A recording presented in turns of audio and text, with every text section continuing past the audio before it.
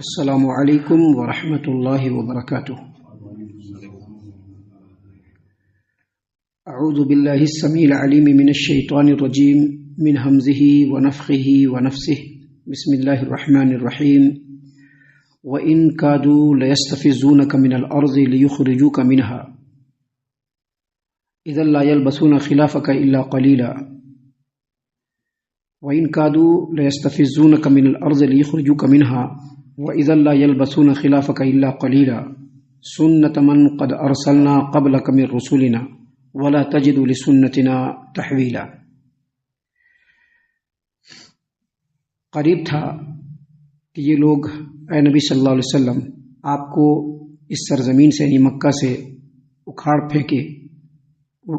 پھینکتے تاکہ آپ کو یہاں سے نکال دیں، اور اگر ایسا ہوتا تو آپ صلی اللہ علیہ وسلم کے بعد یہ لوگ بھی زیادہ دیر تک وہاں پہ ٹھہر نہیں سکیں گے۔ اگر ایسا ہوا تو ایسی صورت میں اے نبی صلی اللہ علیہ وسلم آپ کے بعد یہ لوگ بھی یہاں پر زیادہ دیر تک ٹھہر نہیں سکیں گے۔ ہم نے آپ سے پہلے جو رسول بھیجے ان میں بھی یہی ہمارا دستور رہا ہے، اور ہمارے اس قانون میں آپ کوئی کمی بیشی نہیں پائیں گے۔ محترم سامعین کرام، سب سے پہلے تمام قسم کی تعریفیں، ہر طرح کی بڑائی، بزرگی، عظمت، کبریائی اللہ رب العزت کے لیے لائق و زیبا ہے۔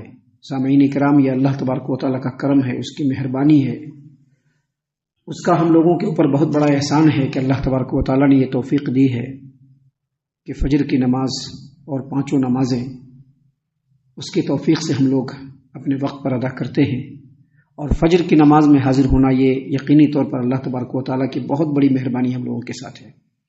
ہم اللہ تبارک و تعالیٰ سے دعا کرتے ہیں کہ اللہ تعالیٰ ہم لوگوں کو اسی طرح سے نیکی کے کاموں میں حصہ لینے کی توفیق عطا فرمائے۔ اللہ تعالیٰ اپنی اطاعت و فرما برداری پر ہم لوگوں کو لگائے رکھے، اور جب ہمارا خاتمہ ہو تو اللہ تبارک و تعالیٰ اسلام اور ایمان پر ہمارا خاتمہ فرمائے، آمین یا رب العالمین۔ محترم سامعین اکرام، جیسا کہ آپ تمام کو معلوم ہے کہ یہ فجر کی نماز کے بعد دروس القرآن کا سلسلہ ہے، اور اس دروس میں ہر روز آپ کے سامنے اللہ تبارک و تعالیٰ کے کلام قرآن کریم کی آیات کو ترتیب کے ساتھ آپ کے سامنے تلاوت کرنے کی سعادت حاصل کی جا رہی ہے۔ جو آیتیں ترتیب کے ساتھ ہر روز ہم آپ کے سامنے پیش کر رہے ہیں، ان آیتوں کی جو تفسیر ہے، اس کا جو ترجمہ ہے، اس کو بھی اللہ تبارک و تعالیٰ کی توفیق سے آپ تمام کے سامنے پیش کرنے کی سعادت حاصل ہو رہی ہے۔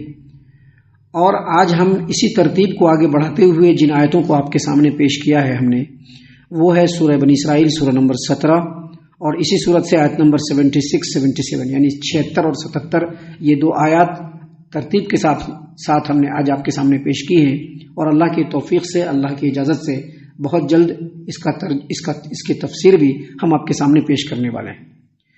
سامعین کرام، جو پہلی آیت کریمہ ہے آیت نمبر 76، اس میں اللہ تبارک و تعالیٰ نے فرمایا وَإِن كَادُوا لَيَسْتَفِزُّونَكَ مِنَ الْأَرْضِ لِيُخْرِجُوكَ مِنْهَا وَإِذًا لَا يَلْبَثُونَ خِلَافَكَ إِلَّا قَلِيلًا۔ قریب تھا کہ جو مشرکین مکہ ہیں، اے نبی صلی اللہ علیہ وسلم آپ کو یہاں سے اکھاڑ پھینکے، اور ان کا مقصد کیا ہے؟ تاکہ آپ کو یہاں سے نکال دے، اور اگر ایسا ہوا تو ایسی صورت میں یہ لوگ بھی یہاں پر زیادہ دیر تک ٹھہر نہیں پائیں گے۔ یہ جو آیت کریمہ ہے یہ مکہ میں اس وقت اللہ تبارک و تعالیٰ نے نازل فرمایا جب مسلمان انتہائی کمزور تھے، اور ان کے مقابلے میں مشرکین مکہ ہر اعتبار سے بلند و بالا تھے، اور نبی کریم صلی اللہ علیہ وسلم اور مسلمانوں کو اسلام اور ایمان لانے کی وجہ سے یہ لوگ برابر ٹارچر کرتے رہتے تھے، حتیٰ کہ ان کے ظلم و تشدد کا جو معیار ہے، جو لیول ہے، وہ بالکل ہائی ہو گیا تھا، بالکل اپنے انتہا کو پہنچ گیا تھا۔ مسلمانوں کے اوپر ظلم و ستم کے بالکل پہاڑ توڑ ڈالے تھے۔ ایسی صورت میں اللہ تبارک و تعالیٰ کا اس طرح کی آیت کو نازل فرمانا اصل میں مشرکین مکہ کے لیے ایک پیشن گوئی، کیونکہ مکہ والے یہ چاہ رہے تھے کہ کیسے بھی کر کے نبی کریم صلی اللہ علیہ وسلم کو، مسلمانوں کو اور اسلام کو مکہ سے اکھاڑ پھینکے۔ یہاں سے ان لوگوں کا نام و نشان مٹ جانا چاہیے، چاہے جیسے بھی ہو، یا تو قتل کر کے ہو یا یہاں سے نکال کر کے ہو، جیسے بھی ہو اس مکہ سے مسلمانوں کا نام و نشان مٹا دینا ہے، اسلام کا نام و نشان مٹا دینا ہے، نبی کریم صلی اللہ علیہ وسلم کا نام و نشان مٹا دینا ہے۔ جب وہ لوگ اس طرح کی پلاننگ کر رہے تھے، ایسا سوچ رہے تھے اور مسلمانوں کے اوپر ظلم و ستم کے تمام حدوں کو وہ لوگ پار کر رہے تھے، ایسے وقت میں اس آیت کریمہ کا نازل ہونا اصل میں مشرکین مکہ کے لیے ایک پیشن گوئی، کیونکہ جب نبی صلی اللہ علیہ وسلم کو یہ لوگ یہاں سے ختم کر دیں گے یا یہاں سے نکال دیں گے تو اللہ نے کیا کہا کہ آپ لوگ بھی زیادہ دیر تک نہیں رہ پائیں گے. گویا کہ اللہ کی طرف سے یہ کھلی ہوئی پیشن گوئی تھی جس کو سمجھنا چاہیے تھا. لیکن ہوتا یہ ہے کہ جب انسان اپنے طاقت کے نشے میں بالکل چور ہوتا ہے، یا کوئی سماج یا کوئی ملک یا کوئی حکومت اپنے طاقت کے نشے میں جب چور ہو تو اس وقت یہ باتیں ان کو سجھائی نہیں پڑتی ہیں. اب یہ آیت کریمہ نازل ہوئی، نبی کریم صلی اللہ علیہ وسلم نے پڑھا، مشرکین مکہ نے بھی آدمی کو فٹ کر کے رکھا تھا کہ جو بھی نبی پڑھے اس کو ہم لوگوں کو لا کر کے بتانا ہے کہ وہ کیا کر رہا ہے. اب یہ آیت کریمہ نازل ہوئی، مشرکین مکہ کو بھی پتہ چلا کہ اللہ تبارک و تعالیٰ نے ایسی آیت کریمہ نازل فرمائی ہے اور اس میں بالکل کھلا ہوا چیلنج ہے، ایک پیشن گوئی ہے. تو ان لوگوں نے اس کو دھمکی سمجھا. دیکھیے دھمکی ایک چیز ہوتی ہے، کسی کو دھمکی دے کے چھوڑ دینا، وارننگ دے کے چھوڑ دینا، وہ نہیں ہوتا ہے. پیشن گوئی جو کہتے ہیں وہ بالکل ہو کر کے رہتا ہے. آپ نبی کریم صلی اللہ علیہ وسلم سے پہلے جتنی بھی قومیں اس روئے زمین پر گزری ہے ان کے لیے جو عذاب کی آیات اس قرآن کریم میں نازل ہوئی اور جس قوم کے جس پچھلی قوموں کے متعلق وہ آیات نازل ہوئی، آپ جب وہاں پر بھی غور کریں گے تو یہی بات پائیں گے کہ نبی نے ان لوگوں کو پیشن گوئی کیا کہ اگر تم لوگ نہیں سدھرے تو اللہ کا عذاب آئے گا اور بہت جلد آ کر کے تم لوگوں کو تباہ و برباد کر دے گا. لیکن قوم کے لوگوں نے نہیں سمجھا. بالکل ایسے ہی مشرکین مکہ نے بھی اس آیت کریمہ کو صرف ایک دھمکی سمجھا. لیکن بعد میں جو باتیں کہی گئی وہ حرف بحرف بالکل سچ ثابت ہو گئی. کیسے سچ ثابت ہوئی؟ جب یہ آیت کریمہ نازل ہوئی، اس آیت کریمہ کے نزول کے ٹھیک 1 سال کے بعد نبی کریم صلی اللہ علیہ وسلم مکہ چھوڑ کر کے مدینہ ہجرت کرنے پر مجبور ہو گئے. 1 سال کے بعد 1 سال کے بعد نبی کریم صلی اللہ علیہ وسلم مکہ سے مدینہ چلے گئے اور اس کے ٹھیک 1.5 سالوں کے بعد یعنی 18 مہینوں کے بعد بدر کے مقام پر مسلمان اور مشرکین بغیر کسی پلاننگ کے جمع ہو گئے اور تاریخ اسلام کی جو پہلی جنگ بدر ہوئی اس میں صرف ایک طرف 313 مسلمان اور دوسری طرف 1000 کفار مشرکین اور کوئی پلاننگ نہیں ہے، کوئی پلاننگ نہیں کہ جنگ ہوگی، دونوں کے دونوں جمع ہو گئے.